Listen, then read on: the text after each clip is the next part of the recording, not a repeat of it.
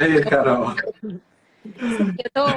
Estou fazendo uma linha temporal, né, para falar do meu momento atual de trabalho. Então, Sim. eu comecei a ficar muito inquieta, com essa necessidade de vender roupa, de ver muita referência na área de moda. Naquela época, há 10 anos, a gente não tinha todo esse movimento, né, de diversidade dos corpos, né, de Uhum. questionamento das identidades, né, da mesmice, de uma forma uniforme de se vestir, que apesar de ter todas essas frentes, né, de questionamento, eu acho que ainda se observa bastante. O mainstream da moda ainda é ditado por todas essas opressões, né, corporais e financeiras, né? A moda, de Uhum. fato, ela é muito cara, ela é muito inacessível e tal. Então foi isso que me levou na época a querer produzir, fazer as minhas próprias coisas e vender para o meu campo viável, assim, de contatos, de articulação, mas tinha uma matemática difícil que era muito caro produzir pouco, né? Porque a moda já tem esse sistema industrial aí, C&As, as magazines e tal, era muito caro produzir pouco. E quem se interessava pelos nossos produtos eram exatamente as pessoas da área cultural que historicamente têm um poder aquisitivo menor do que aquelas Sim. que eram acostumadas a comprar nas lojas e tal. Então, enfim, resumindo essas matemáticas todas e a minha incapacidade também de estar lidando com essa necessidade de venda, essa superficialidade que permeia a área também, aí me fez voltar para o meu perfil, né? Assim, de uma pessoa da comunicação, das artes. Eu falei, cara, eu tenho que levar esse know-how para o que está mais próximo de mim, que era o audiovisual, o cinema. Então foi quando eu comecei a partir para os figurinos. E aí também nos figurinos comecei a ficar inquieta, porque é um departamento escutado e aproveitado, né, dentro das produções de cinema. Acho que você tem pouca voz enquanto uma pessoa que constrói a identidade dos personagens, principalmente a gente aqui no Brasil que ainda estava galgando um profissionalismo nessa área, em especial aqui no Nordeste. Então as pessoas tinham a tendência a achar que você não tinha verba, mas você podia fazer com qualquer roupa, né? Uhum. Duvidavam de todo esse pensamento conceitual que tem para você chegar a vestir alguém, enfim. E aí depois que eu tive meu primeiro filho, Joaquim, que está aqui, eu tive uma depressão pós-parto muito forte que me fez questionar o meu corpo, né? Que novo corpo era aquele que eu tinha, tanto físico, né, quanto o corpo social, né? Aquela demanda, aquele divisor de águas que caiu na minha vida, né? De agora ter uma pessoa que dependia de mim e todas as expectativas em cima de uma mãe, a própria relação matrimonial. Então, a minha primeira maternidade, ela foi um furacão, né? No meu emocional, na minha vida pessoal, na minha vida profissional, porque na época eu estava no entre-safra de trabalho e eu estava freela e já não era possível ter o meu tempo só para mim, né? Foi uma grande questão equalizar, começar a equalizar isso tudo. Então foi quando eu fui saindo do estilismo, oferecendo essa mão de obra, tudo na minha vida sempre muito orgânico. E aí eu pensei esse projeto, que é o Invólucro. Não sei se você teve chance de Eu assistir. ia, eu ia chegar nesse ponto. Sim, sim, assisti. Achei É, muito lindo. e aí eu comecei a ficar muito inquieta, querendo falar sobre esse corpo, e eu encontrava com mulheres e elas me intrigavam, né? E me inspiravam, principalmente as que não eram mães, que tinham optado em não ter filhos. Eu me sentia um pouco nelas também, de alguma forma, mesmo que eu tenha adorado a maternidade. E aí comecei a questionar todo esse romantismo, né, em cima da maternidade, toda essa pressão que tem.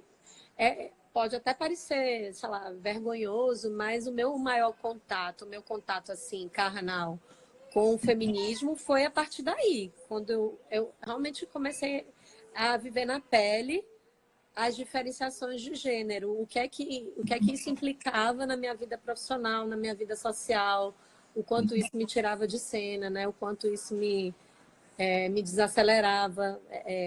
Primeiro no comparativo com o meu próprio companheiro, né? Que por mais que seja um bom pai, esteja empenhado nisso. E aí eu comecei a enxergar essas questões estruturais mesmo da sociedade. E aí foi quando eu me voltei, revivi minha verve de jornalista, documentarista, que era algo que eu já tinha estudado na universidade. E eu falei, cara, eu tô precisando me expressar e o figurino, a moda não tá dando conta disso, né? Eu preciso voltar a documentar. Então foi quando eu fiz o comecei a pensar, eu comecei a gestar o invólucro logo depois que eu tive o Joaquim, né, meu filho, que hoje está com 11 anos. E eu consegui lançar o invólucro quando eu estava grávida da minha segunda filha. Então, Joaquim estava para Nossa, fazer 8 anos. Só para vocês terem noção, simbólico. é o time do cinema, de um cinema que ainda não está inserido na lógica de mercado, que é o meu caso, né? Foi um projeto aprovado em edital, em paralelo eu fui fazendo outros trabalhos. Quando eu estava morando em João Pessoa, eu trabalhei durante 3 anos no Instituto Cultural Casa do Beradeiro, que é a ONG de Chico César, que tem como pilar levar a música clássica para as crianças lá do sertão. Mas na época a Maravilhoso. Petrobras estava bombando nos patrocínios, então tinha uma diversidade de oficinas, oficina de cinema, oficina de áudio, oficina. E aí eu entrei como coordenadora pedagógica e da comunicação no Instituto na época. Eu passei 3 anos indo para Catalé do Rocha a cada 15 dias. Tipo, era 10 horas de viagem e tal. Então eu fui fazendo filme também nesse entremeio da sobrevivência, né? Sou muito multi. Aí depois passei um breve período pela Secretaria de Cultura aí do Estado, que foi meio traumático. Traumático no sentido não me acrescentou muito. Eu fiquei meio pasma com a gestão pública aí da Paraíba, né, da cultura do Estado, porque a prefeitura me parece e tem sido mais ativa. E aí, quando Valentina nasceu, eu comecei a escrever junto com uma amiga na época esse segundo projeto que eu estou finalizando. Só que hoje é um argumento completamente diferente da inicial, né? A gente não foi juntas nessa caminhada por vários motivos, mas aí também é outra live para falar sobre isso. E eu estou nesse projeto desde começando realizando ele, né? A gente tem todo o período de você inscrever, de aprovar, da verba ser liberada. Então eu comecei a escrever esse projeto em 2016. Minha filha tinha menos de 6 anos, 6 meses. Agora a Valentina vai fazer 4 anos, sábado. Nossa, nossa. Ai, que Então, bom, meu pertinho aniversário. então, Ariana. então são os. Estou falando isso tudo porque são os times do cinema. Então você Aham. lá enquanto freelancer, você não ganha dinheiro propriamente só com isso, né? Uhum. É um dos grandes desafios de você fazer cinema independente, é isso, é uma arte, uma linguagem que precisa de muita dedicação, muito tempo, muita articulação de outros profissionais que fazem um filme com você, porque é muito coletiva, e ao mesmo tempo você não consegue ter essa dedicação integral se você já não tem um sustento ou faz outros trabalhos em paralelo. Se você faz muitos outros trabalhos em paralelos, você vai escanteando a grande demanda que um filme tem, né, em relação Uhum. a ele, e aí o tempo vai ficando ainda mais dilatado, sabe? Então, essa matemática. Eu, quando antes da quarentena, uma semana antes, eu estava em João Pessoa, articulando, captando verba para um filme de artista, de Marcelo Coutinho, não sei se vocês conhecem. Ai, que massa, sim. Marcelo Coutinho foi meu orientador do mestrado, então ainda teve o mestrado aí no meio da gravidez, Valentina, do lançamento do invólucro e tudo, né? Que foi outro desafio, terminar um mestrado com uma bebê pequena. E aí eu estava em João Pessoa, articulando o próximo filme dele, que ele me chamou para produzir e fazer uma assistência de direção. Porque acho que ele vai entrar num dos artistas contemplados pela política das artes visuais esse ano aí em João Pessoa. Ao invés do edital ter foco nos jovens artistas, como foi o ano passado, né, os anos anteriores, esse ano a curadoria quer focar em artistas que tiveram um lastro, né? Que já inspiraram esses novos artistas. Aí é um projeto massa. Eu não vou falar o nome ainda, eu nem sei se eu podia estar falando isso tudo, mas para dizer isso, que meu trabalho, apesar de eu poder realizar em parte de casa, mas ele depende muito de articulação, né? Sim. Cultural, isso às vezes é uma queixa para mim, mas agora que eu não tenho possibilidade nenhuma de fazer isso, eu estou sentindo falta. A área cultural demanda que você esteja na rua, vendo espetáculo, filme, encontrando as pessoas, trocando uma ideia. Porque é isso também que vai te movendo, né? São essas trocas que vão te movendo, ou a escrever um projeto, ou de repente participar de outro, principalmente no audiovisual, né? Que é super coletivo. Mas você pensou alguma estratégia para lidar com isso durante a quarentena? Ou Não, ainda está em processo? não consegui, Cal. Aí, assim, foi um baque. A primeira semana eu fiquei meio desnorteada, né, para entender qual era É, todos nós. a nova dinâmica de ter as crianças integral dentro de casa, sem ir para a escola, e a nova dinâmica de não ter apoio de uma funcionária, porque a gente tem esse privilégio, né? E como somos freelas, a gente não tem muito hora para sair, para entrar, para marcar uma reunião. Meu companheiro também trabalha muito para mercado, faz coisas institucionais, publicidade, então a gente não consegue dividir numa rotina comum, né? Não consegue dividir de uma forma mais equalizada. Agora, na quarentena, ironicamente, a gente está tendo que dividir, porque Estão no mesmo espaço, estão os dois isolados. isolados e forçados dentro de casa. Mas aí vem a rebordosa de que estamos tendo que dividir muitas demandas, que são as crianças acordadas. Meu filho mais velho acorda às 5h30 da manhã. A gente não acorda com ele às 5h30, mas quando a gente acorda, ele já viu um monte de TV, a gente tem que fazer alguma atividade com ele. Aí prepara café da manhã. Aí organiza a cozinha do café da manhã. Aí daqui a pouco já tem que pensar no almoço. Organiza a cozinha do almoço. Aqui e acolá a gente ainda tem tido um tempinho à tarde para dar um encaminhamento em alguma coisa. Mas como esse trabalho da gente, ele depende muito de imersão, de leitura, de escrita criativa, de produção, de contactar. A parte de produção, de contactar coisas que não demandem você ir para a rua, você até consegue realizar daqui.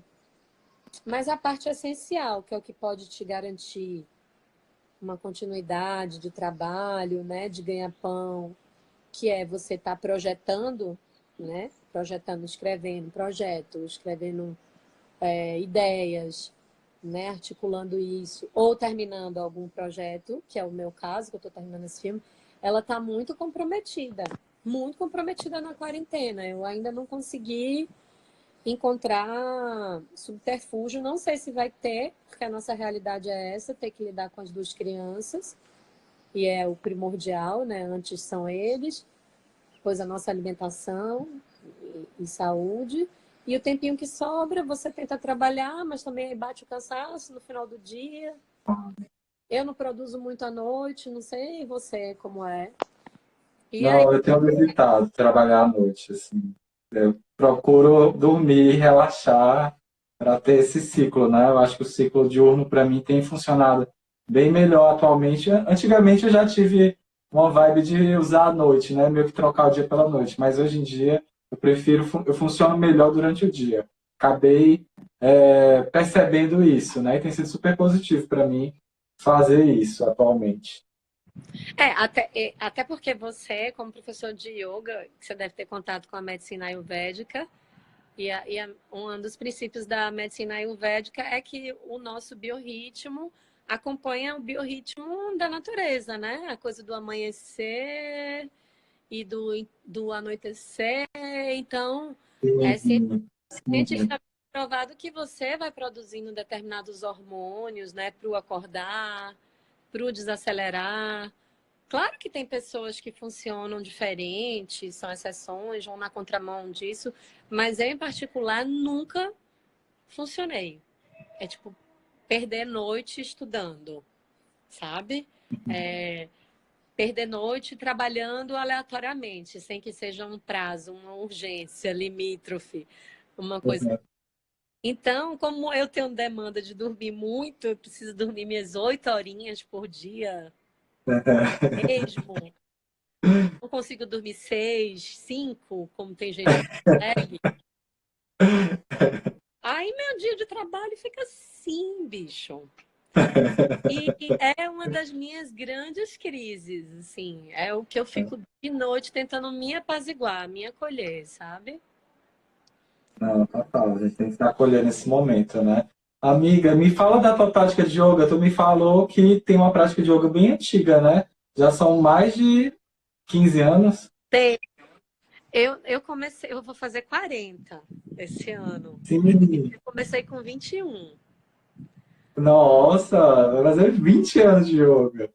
Aí quando eu comecei, quando eu descobri o yoga, que foi através do Swastika Yoga, que é um Ah, método bem sim. controverso, não sei se você já ouviu falar, Sim, conheço, The Rose. de Rose, etc, tal.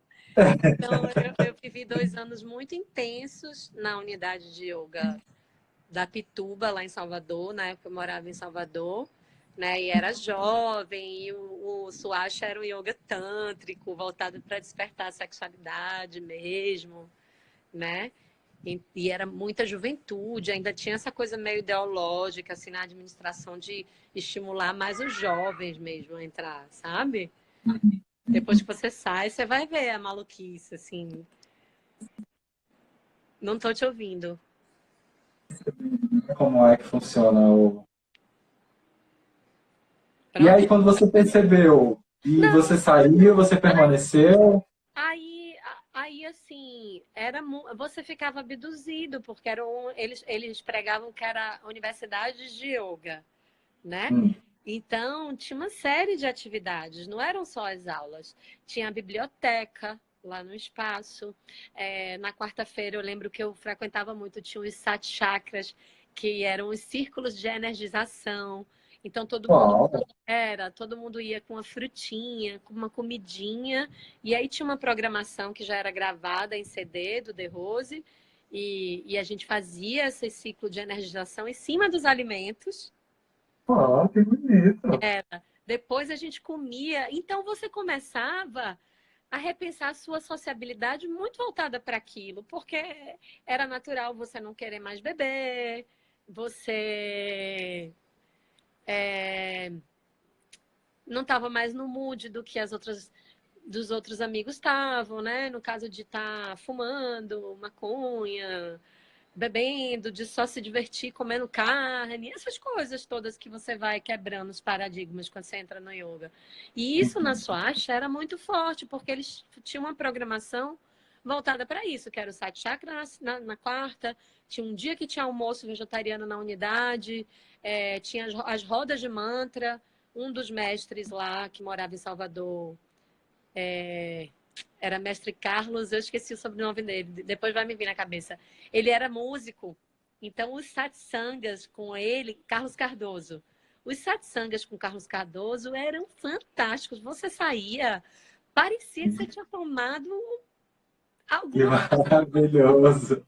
sabe, um ácido, alguma coisa. Então eu vivi isso muito intensamente, muito intensamente. Aham. Quantos anos tu passou vivendo?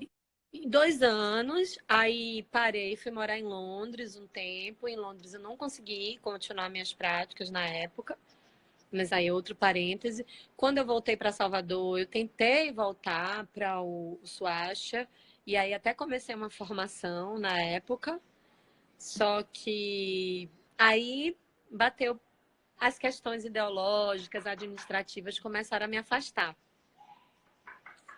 E eu, como boníssima contestadora, uma pessoa muito franca, que sempre fui, e em alguma medida sempre me impliquei muito por conta disso, fui uma das primeiras a me rebelar, entre aspas, sabe? Não, mas isso aqui eu não concordo. Não, eu não vou fazer prova para fazer a prática. Começaram umas coisas loucas, muito rígidas a serem demandadas, implementadas, e eu comecei a bater de frente. Então, eu fui uma das primeiras dos amigos que saiu, assim, da unidade. Aí eu fui Qual é o teu várias. ascendente? Hã? Qual é o teu ascendente? Acho que é Sagitário. Sagitário, bem Sagitário isso. Sagitário, é. É, sim, Ai, aí tu saiu, sim. aí eu saí, pouco depois eu já estava afim de sair de Salvador, estava muito encantada aqui com o Recife, vinha passar os carnavais aqui, falava, meu Deus, preciso trabalhar, preciso estar perto dessa cultura, né, desse movimento. Na época, Salvador estava em decadência, né, estava tomada pelo axé, não tinha esse ressurgimento musical que teve recente, né, nos últimos anos e tal. E aí eu vindo para um Cine PES aqui, trabalhei nos mercados culturais, que era um puta evento que tinha lá em Salvador. Aí eu recebi um convite para vir para cá, para a Lune, para uma produtora aqui de audiovisual, que eu falei antes. Então a relação com o yoga foi fazendo assim, né? Eu tinha aquela conexão, porque depois que você descobre quem se conecta mesmo, vira uma chave, é um caminho sem volta, não é? Às É, vezes a gente esquece, mas lembra de novo que aquilo é necessário não, retomar e que muda, que cura. é um caminho É sem volta muito bom. mesmo. Então, todas as vezes que eu estive muito distanciada das práticas, foram momentos, ok, coisas que eu precisava viver, certamente. Eu também acredito que a gente precisa viver no caos em algum momento. Mas quando eu estava nos É meus limites, transformador, né? quando eu estava nos meus limites, aí eu lembrava, cara, eu não consigo viver sem o yoga, sem praticar, sem uma filosofia, sem meditar. Então, eu sempre fui. Aí, aqui em Recife, eu pratiquei em Boa Viagem um tempo, com o pessoal que era mais ligado ao Ashtanga. Fui migrando, sabe, Cal? Aí, Experimentando. quando meu filho nasceu, essa história é super engraçada. Tinha um cara que dava aula lá no Poço da Panela, inclusive é o Homero que ensina aí. Sabe o Homero, né? Sim, demais. Homero é meu colega dessa época. E Mentira! praticávamos Nossa, que todos lá no massa. posto, praticávamos todos lá no Poço da Panela, que foi quando eu super hiper conectei com yoga de novo, fazia yoga todos os dias e fazia às 7 da manhã sabe, era muito legal, uma galera muito legal frequentava, era numa casa cheia de orquídea, aquele lugar para Uau! só que eu sempre estranhei muito a conduta e o jeito do professor. E eu achava que era uma coisa minha, eu deixava pra lá. A primeira vez que eu entrei lá, tinha um quadro de fotos dele, assim, na Índia. Eu olhei, aí falei assim, cara, essas fotos parecem montagem. Eu pensei comigo, né? Aí eu falei, mas peraí, né? Tá todo mundo aqui no yoga super devocional com esse cara. Uma das primeiras coisas que eu perguntei, eu falei, esse yoga aqui é de linha brahmacharya, que é de contenção, né? Da sexualidade e tudo. E o cara se pregava um monge, esse que era o professor. As pessoas chegavam e pegavam no pé dele, tinha esse mise-en-scène aí. E eu achava muito esquisito ele não olhar no olho. Para mim, é uma das minhas maiores conexões com algumas pessoas é poder olhar nos olhos, né? E conversar e tudo. Mas assim, todos somos seres humanos, né, Cal? Então teve todo um aspecto positivo desse período que eu pratiquei lá. Tempos depois, viemos descobrir que ele não tinha formação nenhuma em yoga, que ele nunca tinha ido para a Índia, que na verdade ele tinha uma formação em artes marciais.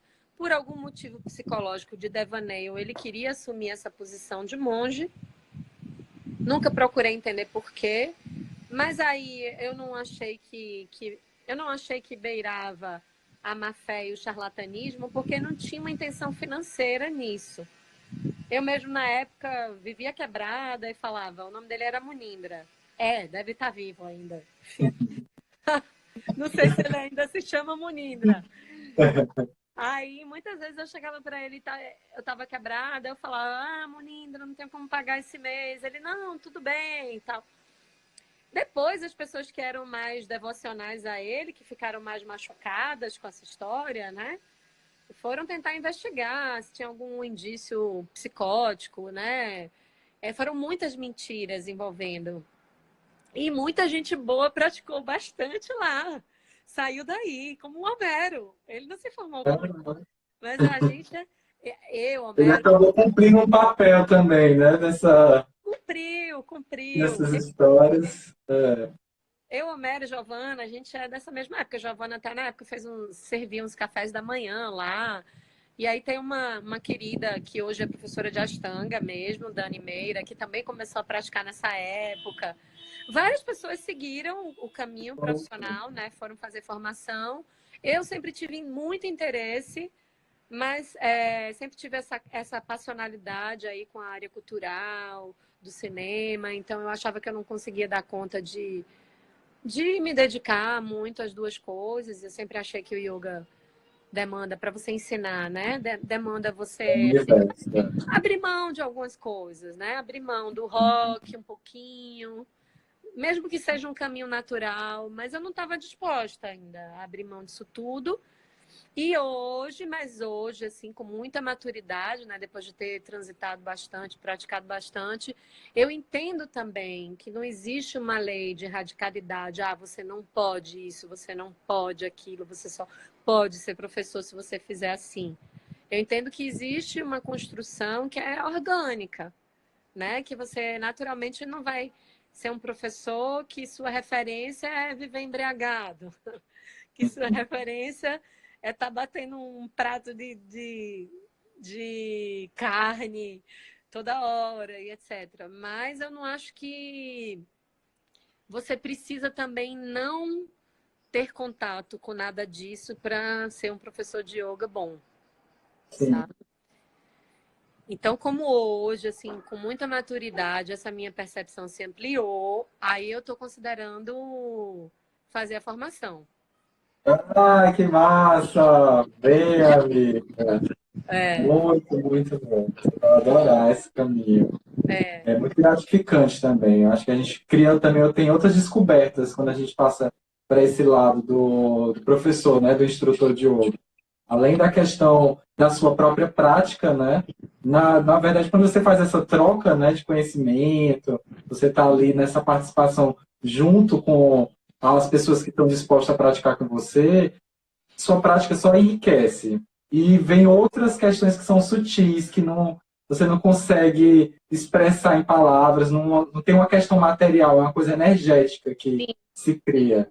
E De um é muito fluxo, bom. de um É fluxo muito bom. mesmo, né? Como se fosse Exatamente. uma nova pactuação que você faz, né? Aí eu acho que quando Exatamente. você faz essa pactuação de se propor a ser um canal, né? Porque a gente não ensina propriamente, né? A É, gente intermedia, exatamente, intermedia esses exatamente. conhecimentos, a gente faz curadoria. Às vezes pode ter um aluno que tenha, é isso, que tenha, por exemplo, eu tenho quase 20 anos de prática, às vezes eu estou fazendo aula com professores que têm muito menos anos de prática comigo, do que eu. Mas eu não fiz a pactuação que eles fizeram, então eu tenho essa humildade de honrar, de entender que pelo fato deles terem se comprometido, né? Existe uma bagagem e um foco e um alinhamento do conhecimento que está mais pulsante do que o meu, né? Mas, por exemplo, agora que minha professora de Iyengar está me estimulando muito a entrar numa formação, como eu te disse, que eu nunca considerei fazer na vida, porque a Iyengar é um método muito rigoroso, né? É um método muito rigoroso, mas eu acho que de alguma forma o universo está querendo me dizer que talvez eu precise de mais rigor e método na minha vida, porque eu sou uma pessoa muito flexível, flexível na vida, flexível corporalmente, e muitas vezes na minha prática o que me falta mesmo é vigor e força, sabe? E aí o Iyengar tá chegando desde o ano passado, e Dani Mendes, que é a minha professora aqui no Vidya Yoga, ela se conectou muito assim, espontaneamente comigo, tanto que o ano passado, no meu aniversário, ela não sabia que era meu aniversário, mas foi coincidentemente na época eu perguntei: Dani, qual é o livro de referência do Iyengar que eu tô querendo comprar para começar a dar uma lida e tal? Aí na aula seguinte ela falou assim: não compre. Quando é seu aniversário? Isso a gente mal se conhecia. Aí eu falei: ah, meu aniversário foi ontem, sei lá, foi anteontem. Ela: eu vou fazer esse pedido do livro para você. E aí começou assim. Então a gente está com a conexão muito forte. E eu também acho que yoga traz muito dessa tradição mestre-discípulo, que é algo mais naturalizado na Índia, e que aqui no Ocidente as pessoas ainda têm uma dificuldade de internalizar essa hierarquia enquanto algo positivo, né? De você ter uma mentoria, de você ter alguém que tem uma conexão, que está ali lhe monitorando e tal. Uma tradição. Numa tradição e tudo, alguém que detém mais os caminhos, né, daquela prática e tudo. E, enfim, aí eu tô nesse movimento agora. Aqui na quarentena, a Dani tá fazendo as lives, que ficam por 24 horas. Eu tô fazendo praticamente todos os dias a minha prática. E por mais que tenha menino, papagaio, cachorro em cima, passando, me chama, não sei o quê. Ironicamente, minhas práticas estão sendo.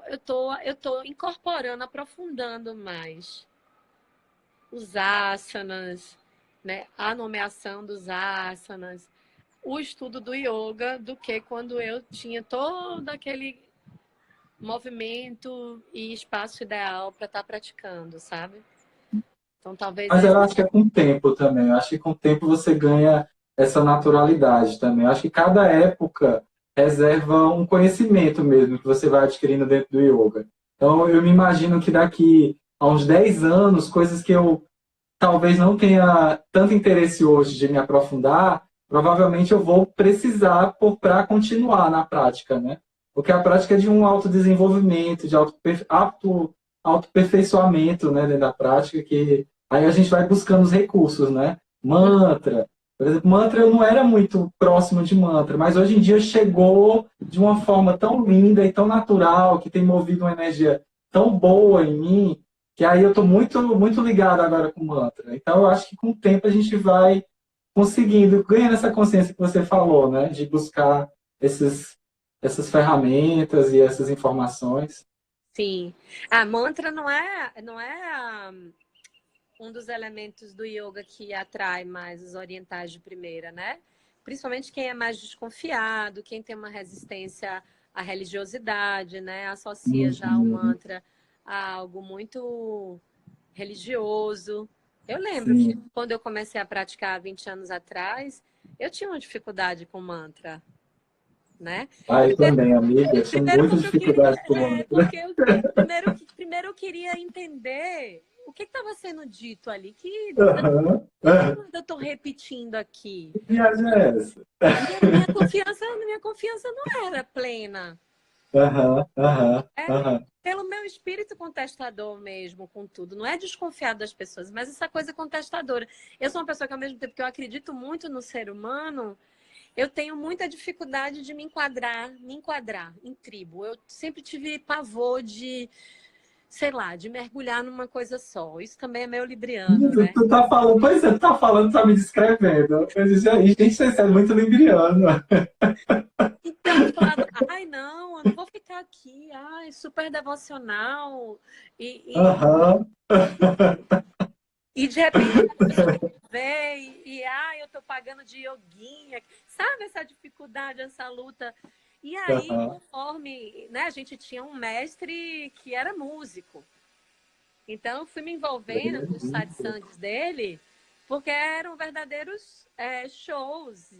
E aí você vai entendendo que o mantra, que a palavra, ela é vibracional, né? Ela está conectada com o movimento também. Ela é tão transformadora quanto o asana, quanto a respiração, né? E aí, se você vai para toda essa tradição de pensar que fez-se o mundo a partir do verbo, né? E essa coisa do on, que é o som universal, e toda essa conectividade que a gente tem com o falar, né? Com o dizer.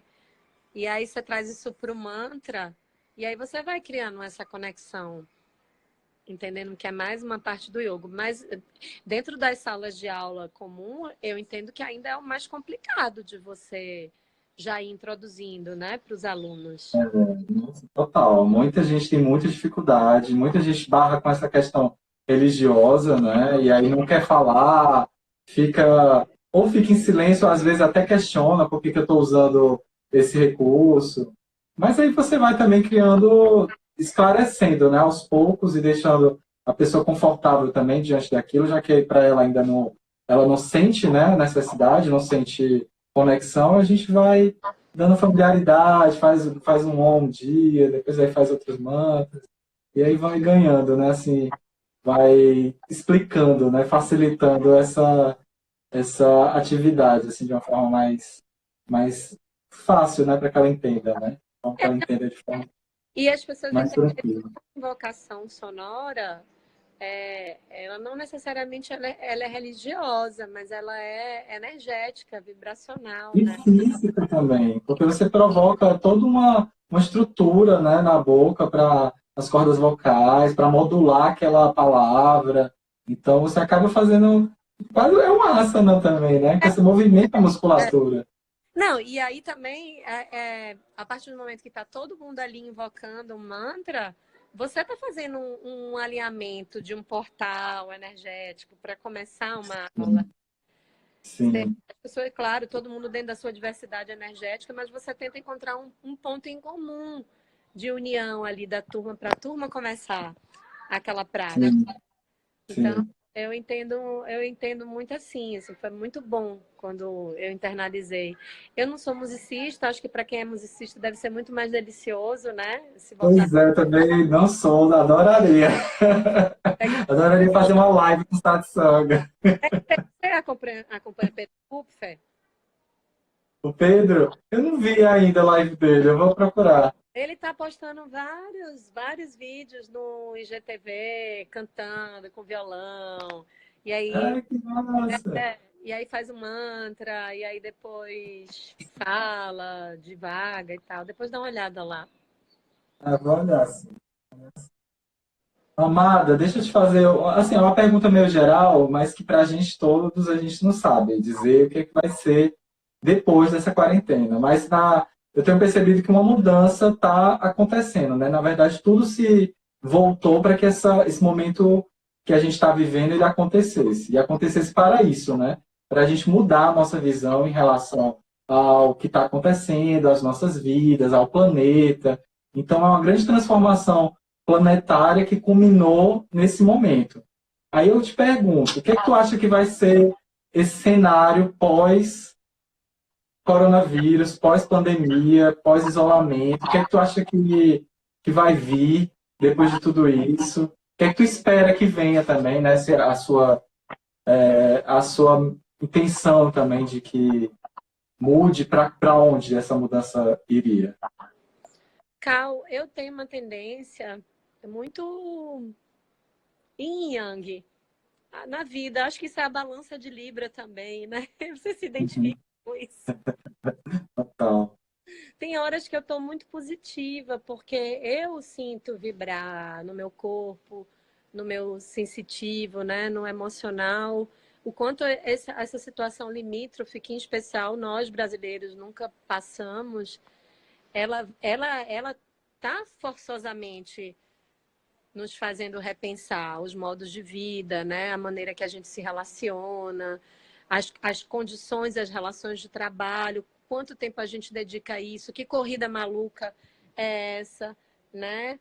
Que relação com o tempo, que a gente raramente tem tempo, que agora a gente sintetiza nossas conversas no Zap, por emoticon, e essa verbalização, essa elaboração extremamente necessária, que é o tete a tete, que é vibracional também, que era tudo isso do mantra que a gente estava falando antes.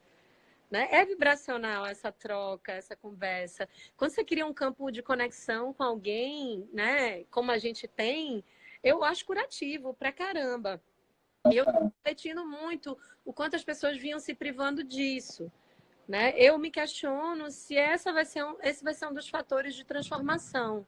Se as pessoas vão repensar mais a sociedade de uma maneira coletiva, de fato, da gente estar ganhando a vida dentro de uma coletividade, ou se a gente ainda vai continuar nessa disputa cada vez mais individualista, né? Assim, essa disputa do rumo a um sucesso, a uma realização, a algo que está sempre além e que nunca está no presente. E que aí a gente vai perdendo essa essência do que é tão transformador e vivaz no cotidiano. Né? Isso tudo eu já vinha refletindo muito, mas eu mesma tenho dificuldade de colocar em prática, porque você vai sendo contaminado pela egrégora, pelo que está vibrando ao seu... Arrastado, né? É, você vai E eu sendo... acho que o papel do yoga nesse momento é justamente isso, né? Nos trazer para realmente aproveitar esses momentos, aproveitar o momento presente, estar mais ligado, mais consciente no que a gente está fazendo, né? Que as nossas ações interferem no contexto social, que modifica a natureza, modifica o planeta, que essas modificações planetárias elas atingem a nossa saúde diretamente, como foi agora, né? Então é uma reavaliar todo o estilo de vida, né? Pois é, aí eu tendo a achar que as pessoas estão vibrando nessas colocações que eu trouxe. E eu sinto que vai ser um divisor de águas. Não é possível que todos saiam imunes, que a gente só tenha vontade de voltar para o que estava antes. Não é possível. Mas é também. E esse é um dos meus receios. Mas é também que só estejamos todos nós esperando que essa pandemia passe para a gente voltar ao que era antes. E quem está mais conectado com o campo da espiritualidade, ou até com as provas científicas mesmo, aí várias matérias falando da natureza, né, da camada de ozônio, da natureza retomando Retomando o seu sua rumo, né? harmonia, né? Que nós Isso aí, é o homem que está sendo nocivo, nós somos o vírus da natureza, sim, sim, nossa, boa, né? sim. Nós somos esse vírus da natureza. A pandemia da natureza somos nós. Então, Sim. a gente não vai dar passo atrás nesse modelo de vida urbana, não é isso que eu estou pregando, mas eu acho que em termos de princípio social, humano, coletivo e até espiritual mesmo, não é religioso, mas o ser humano ele é conectado à espiritualidade. Eu penso que até as pessoas que são ateus e céticos, eles pensam de alguma forma no campo da física quântica. Eles entendem Claro. que o pensamento é energia. Eles certamente em algum momento verbalizam: a energia desse lugar aqui não tá legal, né? A vibe de fulano não se conectou com a minha. Então, isso é um senso comum que às vezes essas próprias pessoas têm dificuldade de abarcar, porque a ciência tem todo esse valor que a gente está, inclusive, graças a Deus, enaltecendo ainda mais nesse momento, mas existe todo esse campo quântico aí que eu sou muito conectada, né? E acho que as pessoas que têm uma sensitividade, provavelmente. Aí eu vou falar uma coisa muito particular minha, que é, apesar de falar assim muito manso e tal, eu sou uma pessoa com atividade mental, eu sou muito acelerada, eu sou muito produtiva e por questões particulares, eu vivi 3 lutos o ano passado, eu tive muitos desafios nesse filme que eu estou finalizando e, enfim, eu retomei minhas crises de pânico. E minha crise de pânico não é voltada para eu vou morrer e tal. É muito voltada para a falta de respiração. Vê que louco. Eu fico com dificuldade de respirar. E, estranhamente, quando entramos todos em quarentena, o meu pânico passou. Que talvez fosse para piorar, né? Porque quem tem pânico relativo a medo da morte e tal, eu fosse entrar nessa paranoia, mas não é o meu campo. Né? O meu campo de intoxicação emocional não é por aí. É mais relativo ao que a gente estava conversando antes. A quantidade de demanda que esse modelo contemporâneo de vida vai gerando dentro da gente e a gente não consegue viver o dia a dia. Você não consegue se bastar. Você nunca acha que você fez o suficiente. Eu não sei você, falando por mim. Você sempre termina o dia pensando, puxa, mas eu não vi aquele filme, mas eu não mandei aquela mensagem, mas eu não li o livro até tal página, mas, sabe, é, essa vibração energética mesmo, que deu uma desacelerada em alguma medida, quando todo mundo teve que ficar nas suas casas, E agora a nossa tarefa primordial é sobreviver, antes de tudo. Voltamos para o início. Né? Voltamos assim, vamos sobreviver primeiro, nos mantermos vivos. É, para o início da humanidade, né, no caso. E aí você vai para as coisas elementares. O que é necessário para sobreviver? Além de comer bem, além de se exercitar, é se relacionar. Não é necessariamente só um campo de realização profissional, que é uma coisa que eu sou muito ligada. Sou uma pessoa meio workaholic, eu me realizo muito trabalhando, fazendo os projetos que eu acredito, ou até fazendo um trabalho vão mesmo, seja por grana. Eu sou meio workaholiczinha. E aí, assim, só tentando concluir que meu pensamento é muito ensaístico, é espiral, meu pânico desacelerou depois que a gente precisou ficar em quarentena. Maravilha, que seu pânico desacelerou. Eu tô falando isso Mas, porque gente, isso tem uma relação da conexão com a egrégora, claro, claro, no campo social, quando você vai para a rua, quando você, claro. né? Então eu adoraria que algo nesse sentido se transformasse, da gente Mas entender. eu acho que outras pessoas devem estar percebendo isso como você também, percebendo essa situação como um momento de desacelerar, de mudar de perspectiva e até identificar, por exemplo, é porque você já tem uma lucidez em relação a si mesma, né? Uma autopercepção muito, muito clara. Mas muita gente relata, né, que estava num momento de muito estresse, muita correria, e que a esse momento está dando uma pausa. Outras pessoas já não, já eram tão viciadas nesse caos cotidiano, né, que agora elas estão na adicção, né, elas estão sentindo falta, elas estão meio que, cadê aquele tumulto, cadê aquela agitação, aquela correria? Então fica como realmente alguém que estava num sistema de vícios mesmo, né? É, E que agora não consegue viver sem aquilo. Então tem a sensação de falta, né? e aí é um processo de detox também, né? Porque É um detox. se você faz uma desintoxicação do que quer que seja, ela é negativa em alguma medida, mas é igual você limpar uma piscina. Né? Eu adoro essa alegoria. Quando você vai limpar a piscina, você vai botando os lodinhos para cima primeiro, né? Você vai lá É. embaixo com Eu aquele. nunca limpei uma piscina. Eu limpava, adorava brincar de limpar a piscina. Tive esse Conta privilégio como é. de ter piscina na casa dos meus avós quando eu era criança. Então era. Você vai limpando o lodo, trazendo o lodo para cima, e aí Ah, depois peneira. Então eu acho que essa eu sempre enxergo, essa é a medida da desintoxicação. E quando eu comecei a fazer tratamento com floral, alguém usou essa alegoria para mim também. Eu achei muito didática, né? Então, maravilhoso. eu sinto que todo mundo, em algum nível que seja, ou para desacelerar, ou até para lidar com o excesso de demandas, como é o caso das mães, das pessoas que estão com crianças em casa, é o meu caso, né? Por que eu vivia correndo antes? E antes eu tinha a escola das crianças para me dar um suporte, eu tinha uma funcionária para me dar um suporte. E a minha angústia com o tempo não passava, Cal. Para você ver que o tempo ele tem uma relação muito interna também Sim. e muito conectada com o que esse externo social está vibrando né, de cobrança em relação a gente, que a gente termina se contaminando, Uhum, uhum. né? Assim. Então, aí agora simplesmente eu tô tendo que fazer tudo. É estressante eu vou ser hipócrita dizer, ai não, cala, ai, vou romantizar a quarentena. Não vou romantizar nesse aspecto, é pau.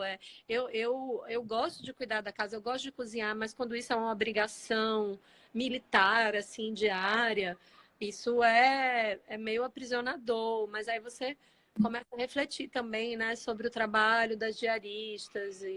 Enfim, aí já é outro papo, aí vai para questões Todos os valores. vai para as questões sociais mais profundas, né? As pessoas que não têm possibilidade de sair desse campo de atuação, né? Como deve ser. E aí a gente está tendo que se reinventar, porque aqui é o dia inteiro trabalhando, fazendo coisas de casa, dando atividade para as crianças, exercitando uma plenitude, uma presença com seus filhos, que num dia a dia você não consegue. E aqui você Maravilha. e aqui você está numa berlinda.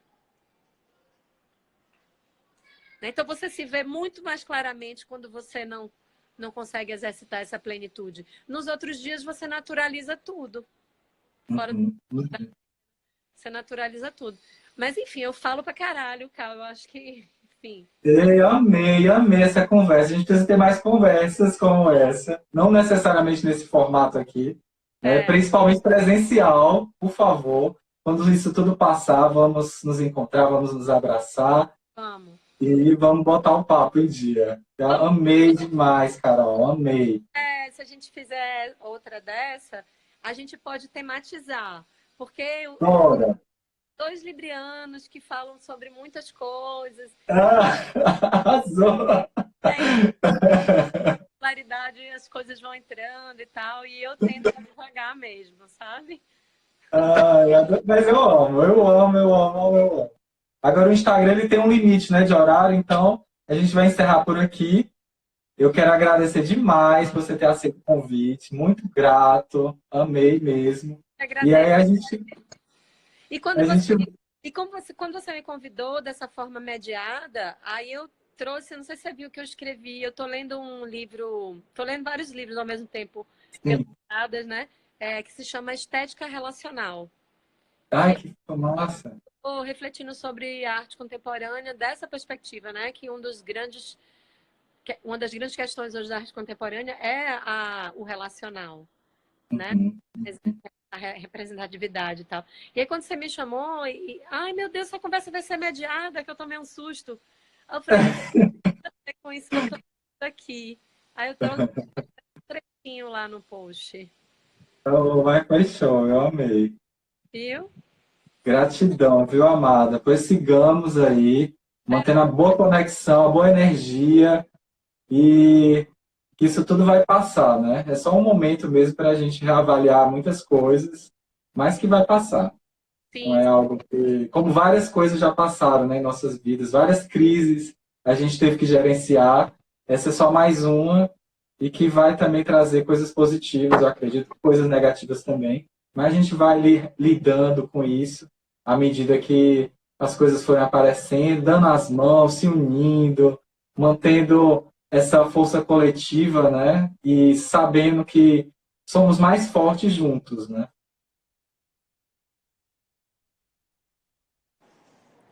somos sim, Cal. Pois Alô? um beijo, amada. Beijo, beijão. Beijo nas crianças. Tá outro grande. Tchau. Tchau. Espero que tenha respondido. Tchau.